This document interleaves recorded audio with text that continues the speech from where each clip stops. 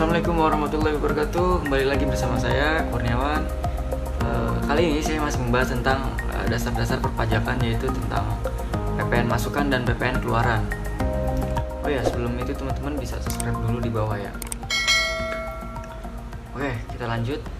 Berdasarkan Undang-Undang PPN Pasal 1 Ayat 24, yang dimaksud dengan pajak masukan adalah PPN yang seharusnya sudah dibayar oleh pengusaha kena pajak karena perolehan BKP atau JKP atau pemanfaatan BKP tidak terwujud dari luar daerah pabean atau pemanfaatan JKP dari luar daerah pabean atau impor BKP barang kena pajak.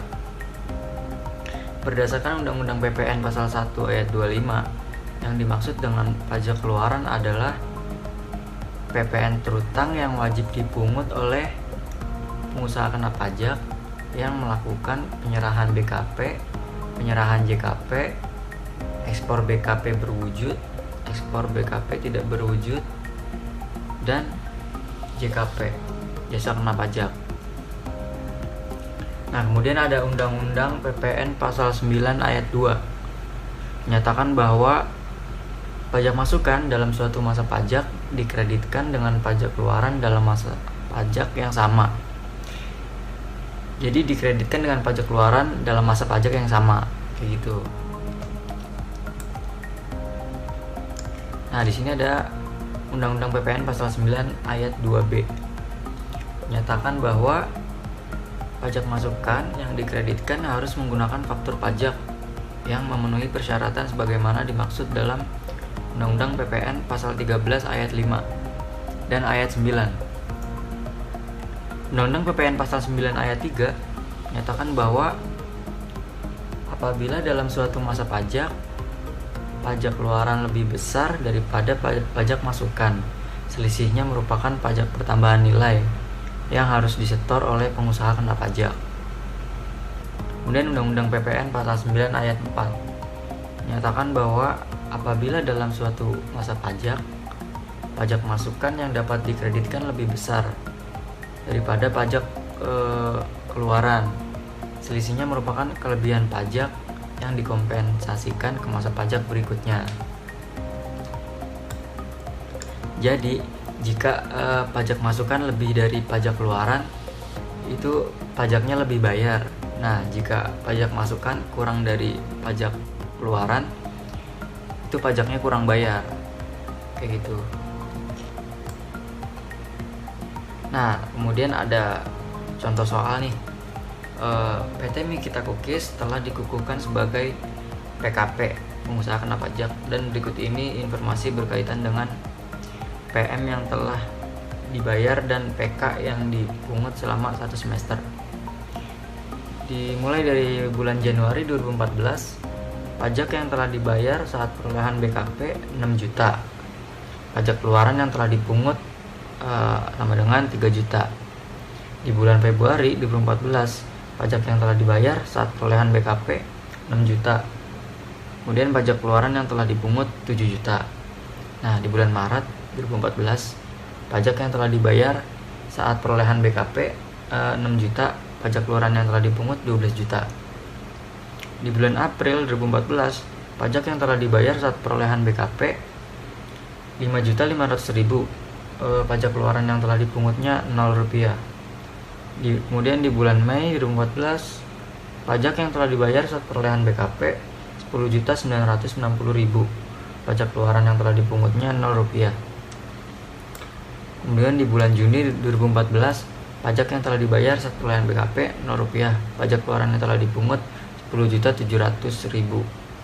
Nah, berdasarkan informasi di atas, hitunglah besarnya pajak lebih bayar atau kurang bayar dari PT Mikita Cookies pada bulan Januari sampai dengan Juni 2014. Nah, cara jawabnya ada di kolom di bawah ini. Bulan Januari 2014, pajak keluarannya kan 3 juta, kemudian pajak masukannya 6 juta. Nah, ini kan PPN, masuknya ke PPN lebih bayar kan. Nah, ini kita kurangin 3 juta dikurangin 6 juta sama dengan minus 3 juta. Situ ada tanda kurung ya. Kemudian bulan Februari 2014 pajak keluarannya 7 juta, pajak masukannya 6 juta. Nah, ini masuk ke dalam PPN kurang bayar. Nah, ini kita kurangin juga, 7 juta dikurang 6 juta sama dengan 1 juta. Kemudian kompensasi PPN lebih bayar Januari 2014 3 juta. Nah, PPN lebih bayarnya yaitu dari PPN kurang bayar dikurang kompensasi sama dengan minus 2 juta. Nah, di bulan Maret juga 2014 pajak keluarannya kan 12 juta, pajak masukannya 6 juta. Nah, ini masuk ke dalam PPN kurang bayar, yaitu 12 juta dikurang 6 juta sama dengan 6 juta. Kemudian kompensasi PPN di bulan Februari 2014 2 juta. Nah, ini masuk ke dalam PPN kurang bayar. Kemudian dikurang 6 juta dikurang 2 juta sama dengan 4 juta.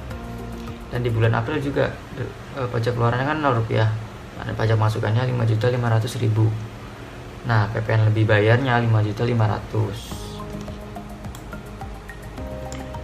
Kemudian sama di bulan Mei 2014 juga dan bulan Juni 2014. Pajak keluaran bulan Juni 2014 10.700.000, pajak masukannya 0 rupiah. Nah, ini masuk ke dalam PPN kurang bayar, jadi 10.700 ya. Kemudian kompensasinya 16.460.000. Nah, ini masuk ke dalam PPN lebih bayar. Cara ngitungnya yaitu 10.700.000 dikurang 16.460.000. PPN lebih bayarnya adalah minus 5.760.000. Nah, kayak gitu mungkin kurang lebih. Ya, mungkin itu saja, sekian materi yang saya sampaikan kali ini. Semoga dapat bermanfaat buat teman-teman semua. Jika ada salah kata dan masih kurang materinya, mohon dimaafkan, saya juga masih belajar. Oke, itu aja, sekian dari saya. Wassalamualaikum warahmatullahi wabarakatuh.